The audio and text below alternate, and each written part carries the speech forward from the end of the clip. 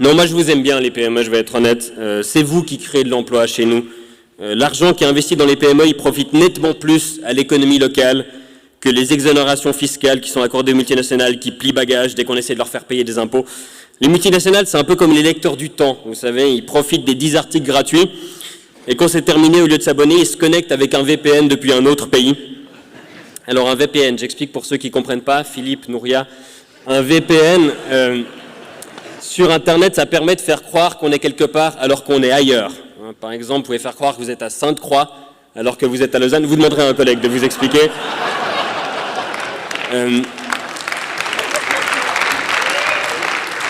De toute façon, ils sont partis tous les deux, hein, Monsieur Lebas, Madame Gorité, ce qui est quand même une belle métaphore des politiciens de nos jours. Ils parlent et après ils partent, ils écoutent jamais. Pour revenir aux multinationales, je trouve quand même ironique que Google, Facebook et la numérisation sont en train de tuer la presse écrite et Le Temps et PME Magazine font une conférence annuelle pour dire à quel point c'est génial la technologie. Vous êtes sadomaso, en fait. Vous êtes leur bitch, soyons honnêtes. Google et Facebook, ils vous piquent vos annonceurs, ils détruisent vos modèles d'affaires et après ils vous mettent une boule dans la bouche en disant « non, vous faites une conférence pour dire qu'on est génial et vous le faites ». Moi, j'aime pas trop les grosses multinationales, je sais pas si ça se voit. Heureusement, il n'y en avait pas au programme jusqu'à maintenant. Et après non plus, je crois, c'est quoi, Nestlé, je sais pas, sûrement une start-up. Donc ça va être quoi de mieux pour parler aux petites et moyennes entreprises qu'une des plus grosses entreprises du monde. C'est bien pensé, c'est Shaquille O'Neal qui vient donner des conseils de stretching à Mimi Mati. On va avoir Peter Brabeck, le président émérite de Nestlé Business Angel. C'est sûr, moi quand on me dit ange, le premier truc auquel je pense c'est Peter Brabeck. Membre des conseils d'administration de Salt, Roche, Crédit Suisse, L'Oréal et ExxonMobil. Les méchants dans James Bond sont jaloux du CV de Peter Brabeck. Ils l'ont mis après moi pour pas que je parle de lui. Oups. Non, il s'était rendu célèbre avec une citation sur l'eau potable qu'on a tous entendue, comme quoi c'était pas un droit humain, mais qu'elle devait avoir une valeur marchande.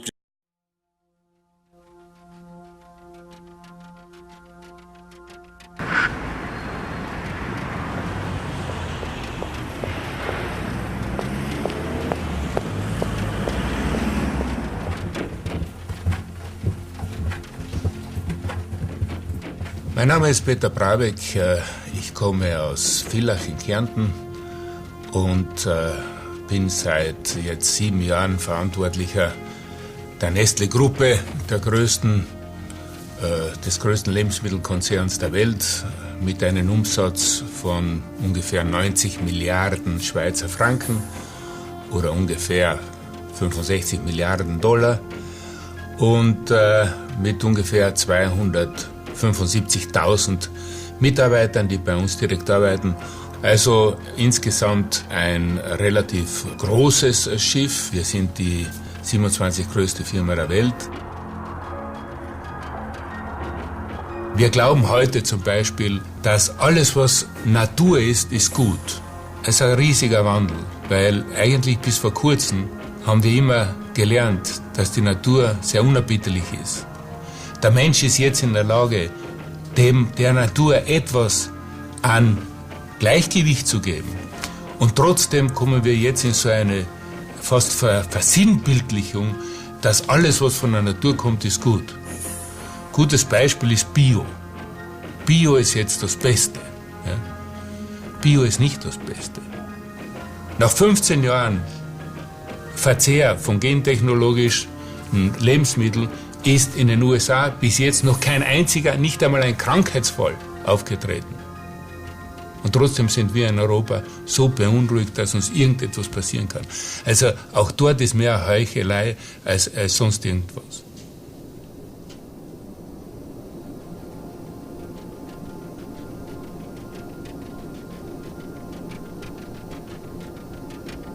Ja, es gibt auch ja bei uns ein schönes Lied, Wasser braucht das liebe Vieh, Hollerei und Hollerie, wenn Sie sich erinnern können.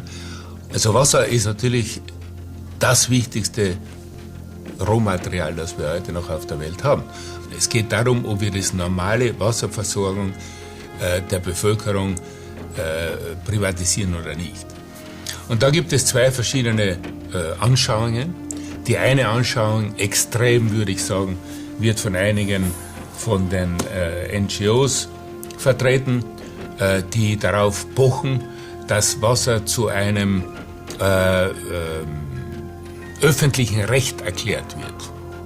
Das heißt, als Mensch sollten Sie einfach Recht haben, um Wasser zu haben.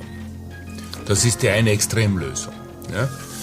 Und die andere, die sagt, Wasser ist ein Lebensmittel, so wie jedes andere Lebensmittel, sollte das einen Marktwert haben.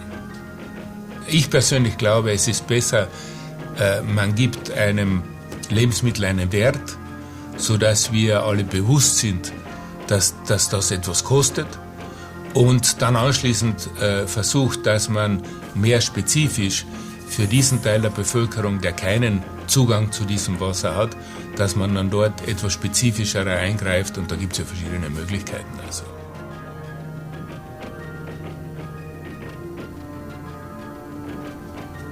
Ich bin immer noch der Meinung, dass die größte soziale Verantwortung jeglichen Geschäftsführer darin besteht, dass er die Zukunft, die erfolgreiche, profitable Zukunft seines Unternehmens festhält und dass er die sicherstellt.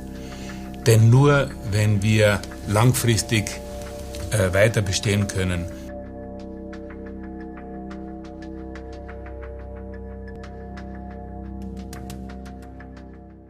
plus ou moins. J'espère que pendant son discours, il aura la gorge sèche, comme ça je peux lui amener une bouteille d'eau et la facture qui va avec.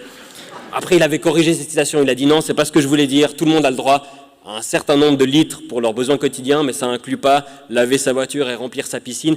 Et c'est là qu'on voit que c'est quelqu'un qui est proche des problèmes des gens, parce que la majorité de la planète qui a des problèmes d'eau potable, c'est parce qu'ils n'arrêtent pas de remplir leur piscine et de nettoyer leur voiture.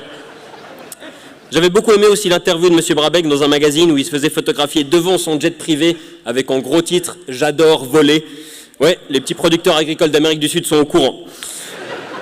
Non, je sais qu'ils ont fait plein de trucs bien Nestlé et je pense qu'ils vont en parler, M. Brabeck, c'est pas mon job, et puis j'ai pas le temps. Moi, j'ai à peine le temps de vous dire que le lait en poudre de Nestlé a créé des scandales sur 3 continents, qu'ils ont acheté des graines de cacao issues de la déforestation illégale en Afrique, qu'ils ont acheté du lait à Robert Mugabe pendant les heures de gloire de la dictature zimbabwéenne, malgré un embargo européen.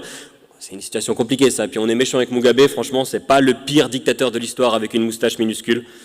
Vous pouvez rigoler, il est pas là, Robert Mugabe, allez-y. Nestlé, ils ont aussi utilisé des sous-traitants qui emploient des esclaves dans leurs opérations de pêche en Thaïlande. D'après les ONG, certains travailleurs mouraient à la tâche, puis après ils sont jetés à l'eau. Et Nestlé a promis qu'ils allaient faire un effort, je ne sais pas ce que ça veut dire, maintenant ils seront déposés gentiment à l'eau. Et Nestlé enverra ensuite à la famille la facture de l'eau. Ce que je veux dire, c'est les PME, ne grossissez pas trop, parce que sinon vous allez devenir Nestlé. Mais je sais que je suis payé pour vous raconter des conneries et vous détendre à la fin d'une longue journée, et pas pour remettre en cause les fondements de notre technocapitalisme 4.0. Mais maintenant que je suis sur scène, ils vont faire quoi? Ils vont pas débarquer pour me tacler et puis me sortir de scène. De toute façon, c'est des journalistes malnutris, ils n'y arriveraient pas, quoi. Ils passent leur journée à se ronger les ongles et se demander quand ils seront virés pour être remplacés par un robot qui compile les dépêches d'agence. Ils arriveront jamais. Je cours plus vite que Alain Janet, son pantalon il est trop serré de toute façon. J'ai quand même une petite déception aujourd'hui. Il y a un truc où j'ai pas du tout entendu parler d'innovation, c'est dans les mesures du succès d'une entreprise. On parle toujours que de croissance, de profit. Il faut dégager toujours plus de marge pour donner un retour aux investisseurs, aux actionnaires. Il faut être toujours plus gros, alors que notre planète fait toujours la même taille. Je sais pas, on pourrait utiliser l'innovation aussi pour améliorer notre qualité de vie, les conditions de travail, les vôtres, celles de vos employés, l'impact positif de vos entreprises et pas seulement la santé de votre bilan comptable. J'aurais aimé entendre un peu plus parler d'économie circulaire, de décroissance, parce que là, j'ai l'impression qu'on va droit dans le mur et que le monde de l'économie nous dit « Eh, on vient de développer une 7e vitesse, c'est génial !» On a une bonne nouvelle, maintenant le mur est connecté et on sait exactement à quel endroit on va le percuter. Ça promet. Merci de m'avoir écouté.